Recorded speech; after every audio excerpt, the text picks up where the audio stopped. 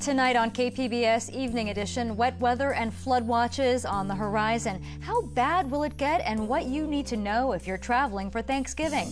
Plus, the spirit of the holidays is alive and well. How San Diegans are reaching out to help one another. And a new baby rhino is born at the San Diego Zoo. Why the birth is an important part of a species recovery effort. KPBS Evening Edition starts now.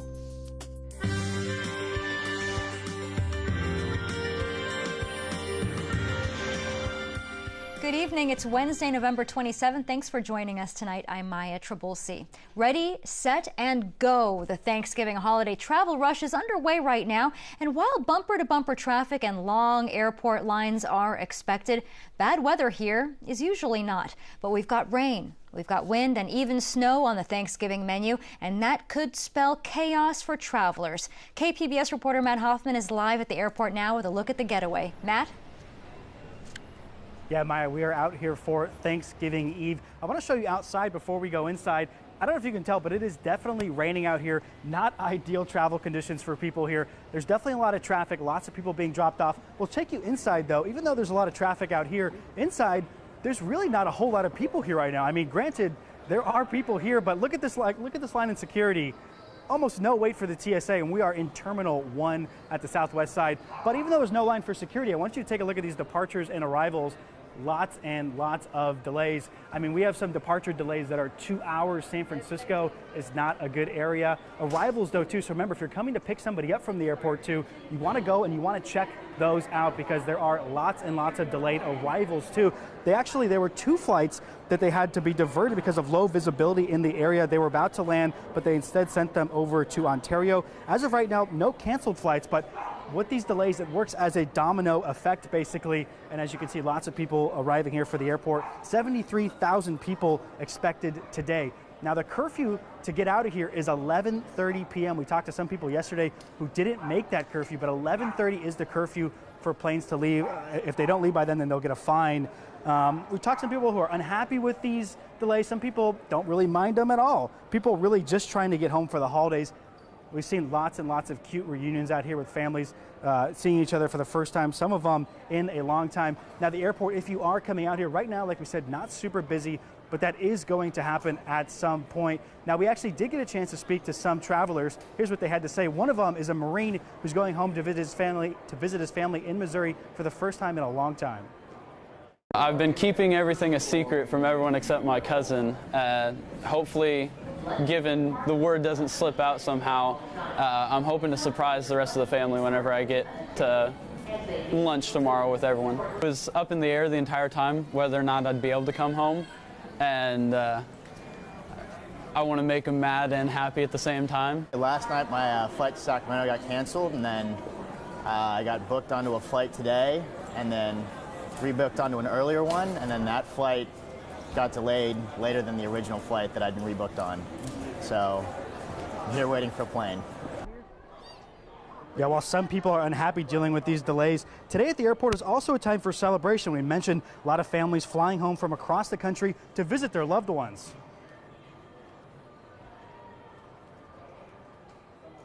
Hi, sweetheart. Is Grandpa You're so tall. Oh, just everything. We do it every year. It's a tradition we look forward to. We love coming to San Diego and just being with family. Yeah, how cute is that? That family is not going to make it back out for Christmas, so Thanksgiving is an extra special time for them.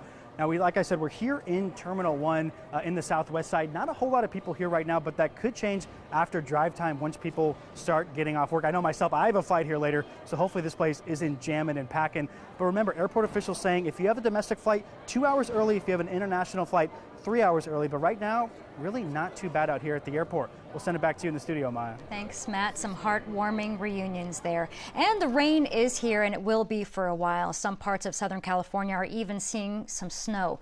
Let's go to meteorologist Chris Nallen for details.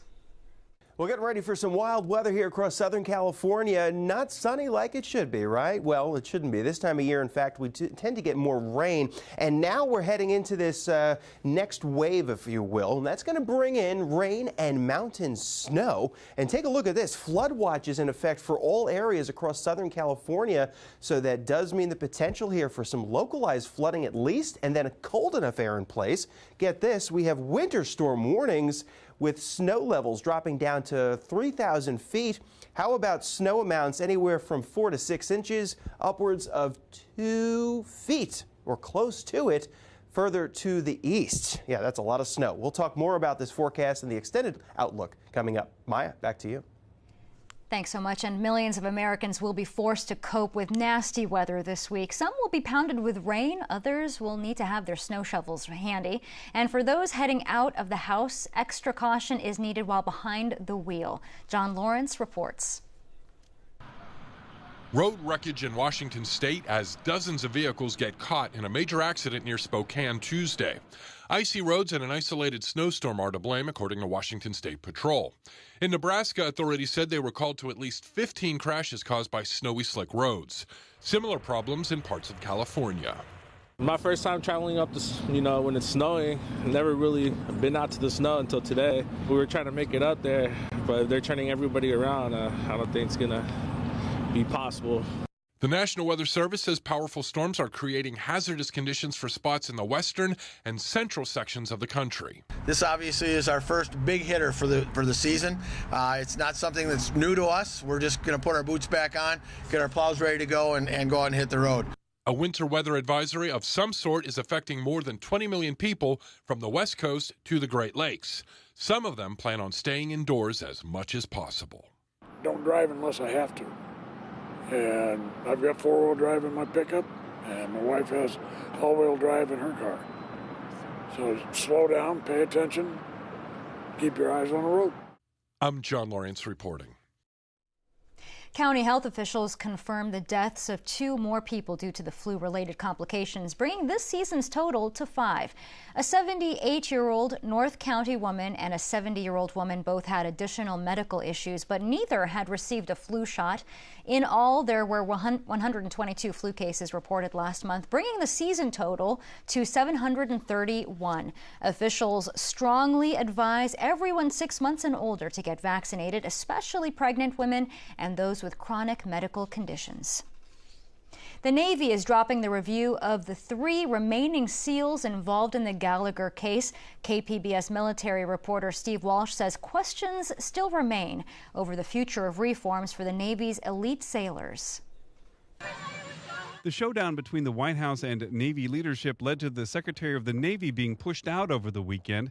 Gallagher, who had been convicted of posing with a corpse on the battlefield, will be allowed to remain in the SEALs, in line with the president's tweet.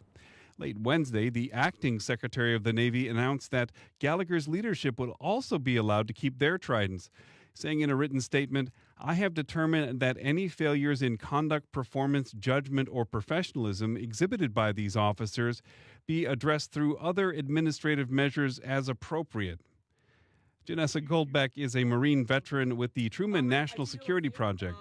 She says taking this case out of the hands of commanders sends a message, especially to those who would want to come forward in the future. I think that the message that this sends is that those who come forward are not necessarily going to be taken seriously and might even have their own careers threatened. It completely undermines our military justice system and sends a signal that if you go above the heads of your superiors, if you go to Fox News and Twitter, you might be able to exonerate yourself at the expense of your peers and what's right. The action flies in the face of efforts by the head of the San Diego-based Naval Special Warfare, Rear Admiral Colin Green. Green pressed for the review boards as part of an effort to restore good order and discipline after a series of embarrassing headlines for the SEALs. A review board of SEALs making a decision about this case is the appropriate next step, and it's disappointing to see the president undermine his leadership in this way. The action by the acting secretary brings to an end the formal process for Gallagher and Lieutenant Jacob Portier, Lieutenant Commander Robert Breisch, and Lieutenant Thomas McNeil, who all faced being ousted from the SEALs. Steve Walsh, KPBS News. The Trump administration cannot verify just how many families were separated or reunited in the wake of its zero-tolerance policy. That's according to a new Department of Homeland Security report, which placed the blame on widespread errors in tracking data. It found the department lacked the information technology system needed for tracking. DHS estimated Border Patrol agents separated more than 3,000 children from their families while the policy was in place. It also estimates more than 2,000 reunifications. Quite the emotional homecoming this morning for hundreds of military families. Hugs, kisses, and tears flowing at the port as sailors and Marines from the USS Boxer Amphibious Group returned home after a 7-month deployment. Some saw babies born while away, others just reuniting and glad to spend the Thanksgiving holiday together. Almost 9,000 people in San Diego are homeless every night. Today, more than 1,800 homeless families celebrated Thanksgiving a day early. KPBS reporter Priya Sridhar introduces us to one man who helped make the massive meal. It's a special Thanksgiving for Lister Lane. Today, he's living upstairs in a shelter that's part of Father Joe's Villages, a nonprofit dedicated to ending homelessness in San Diego. I have a lot of friends here. They actually call me the mayor here because I have so many friends. But before that, Lane spent about a month living on the streets of San Diego. I came here on a job, and I got hurt, and I became homeless. It was a nightmare. I'm 59, and I've never been homeless before. I lived on the streets. I've been robbed, mugged, everything, and then I finally got in here. They find meals, shelter, and every kind of service you think of. Since finding shelter through Father Joe's, Lane has joined the organization's culinary arts program. It provides participants with hands-on training in banquet service, catering, and feeding the homeless. Today, Lane is able to show off his 2 months of hard work at this Thanksgiving celebration. We're going to feed over 2,600 people, over 70 turkeys. We're going to have turkey, gravy, mashed potatoes, green casserole, and apple crumble. We made 600 pies for the 5K run tomorrow: Dutch apple, blueberry, and pumpkin. Lane and his fellow chefs have been working on the meal for over 2 weeks. And he says this Thanksgiving he has a lot to be thankful for. I am grateful for having a shelter, feeding the homeless, and being with everybody here. But what's even more rewarding for Lane is showing his friends that with hard work, there's hope for the future. We're a family here. We try to talk, keep trying, don't give up, don't commit suicide. And Father Joe's right there. And they have everything here, and just keep trying. He says sharing a meal with friends and those who support him is what Thanksgiving is all about. Priya Sridhar, KPBS News. And 'tis the season of giving, and today purchasing pies helped thousands of vulnerable residents around the county. It was all part of Mama's Kitchen's 15th annual Thanksgiving bake sale. The nonprofit provides medically tailored meals to people who are critically ill and dealing with hunger. We spoke to the CEO about why the bake sale is so important. Folks that are picking up these pies are supporting our mission, and we are looking to sell about $150,000 in pies that are going to translate to about 51,000 meals. Last year, Mama's Kitchen distributed more than 350,000 meals in San Diego County. In City Heights, people are using the Get It Done app to request improvements. They're reporting everything from graffiti to illegal trash dumping. KPBS Speak City Heights reporter Ebony Monet took a tour of the neighborhood with a community advocate who is spreading the word about the app. Yes, and so when we heard that this was going to be moving in, we thought, wow, what a great asset to City Heights. Maria Cortez leads the way around an outdoor shopping center in the business district in City Heights, a community she's lived in for 40 years. We were known for the drugs, for gangs, shootings. We were known for unsavory things here, but we wanted to prove that City Heights can be something. And today, we're thriving. I think we're doing a great job. We can do better. For starters, Cortez points out dirty, discolored sidewalks on University and Fairmont Avenue. First of all, we need more cleaning. We need more power washing. Cortez is a proud community advocate. We wanted to prove to them that we do matter here in City Heights. She and other residents and business owners are sending their concerns directly to the city using the Get It Done app. Once you've downloaded the app, to start a new report, you just select the topic, describe it, include the location, and even snap a picture. Then when it's time to submit, you can choose to do it anonymously or leave your contact information for a follow-up. So far this year, the city has gotten more than 21,000 reports from City Heights, second to only downtown. The most common complaints are vehicle-related issues and illegal dumping. In the past, it's been potholes and graffiti. Community advocate Sabina Villalobos says the app empowers residents. What I hear about the most are homeless encampments, which is another thing you can report through the app. Homeless encampments, illegal dumping, and graffiti. Cortez says alleyways are magnets for this activity, and we only had to turn down one alleyway to see what she meant. We have an encampment here. Since the app launched in 2016, reports in the neighborhood have shot up. Cortez says it's about community pride. It's not going to be done overnight. Sometimes it'll be done maybe in 2 days. You're lucky. But as long as everybody uses that app and we see that it gets done, that's what it's all about. Ebony Monet, KPBS News. San Diego Zoo Safari Park officials are keeping a close eye on the 100th southern white rhino born at the park. As KPBS environment reporter Eric Anderson explains, the calf is part of an important recovery effort. The rhino calf is curious, playful, and energetic. The youngster doesn't stray far from mother Amani, but it loves to push around the stuff on the floor of the barn it calls home.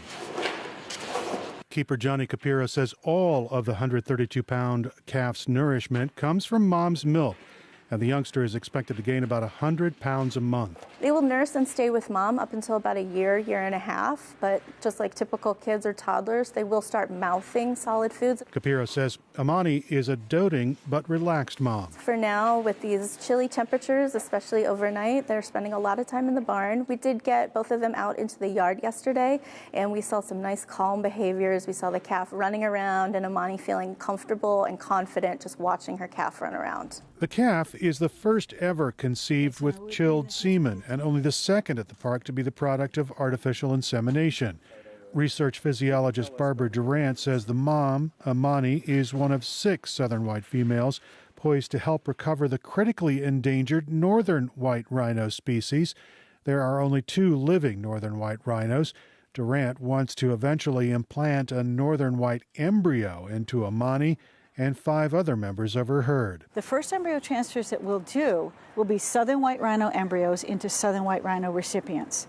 Once that we have developed that technique, embryo transfer has never been successful in rhinos yet, anywhere. So once we have perfected that technique, by that time in the lab we will have grown up some northern white rhino embryos, and we will have those ready to transfer into these recipients. Durant says eventually this calf could also become a surrogate for the northern white recovery effort, but right now the focus is on making sure the calf plays and grows like a normal rhino. Eric Anderson, KPBS News. I'm Judy Woodruff. Tonight on the NewsHour, new reporting reveals the extent of Rudy Giuliani's business in Ukraine. Coming up at 7, right after Evening Edition on KPBS. Just in time for the holidays, 3 former innocent inmates are out of prison. They were finally freed after serving 36 years for a murder they did not commit. As Bryn Gingras reports, evidence that could have exonerated them right away was kept under wraps. Free at last. Oh, man. I've been always dreaming of this for this day. Baltimore police ripped these 3 men from their homes on Thanksgiving Day 36 years ago for a murder they did not commit. We're smiling. We're happy that we're free, but we got a lot to fix. Absolutely. This should have never happened. Well, this is the first time I have been able to hug my son in about 20-some years. Hugs weren't the only things missed. 2 of the men have never driven a car. They've actually spent more time behind bars than their homes, all because of what happened in 1983. Back then, police arrested and charged 16-year-olds Alfred Chestnut and Ransom Watkins and 17-year-old Andrew Stewart for the killing of a teenager at a Baltimore middle school. Police say the murder was over a sports jacket. Their smoking gun, a similar jacket found inside Chestnut's home despite no blood or gunshot evidence. His mother even had a receipt of purchase according to court paperwork. Still, they were sentenced to life behind bars. I hate to put it like this, we went through hell.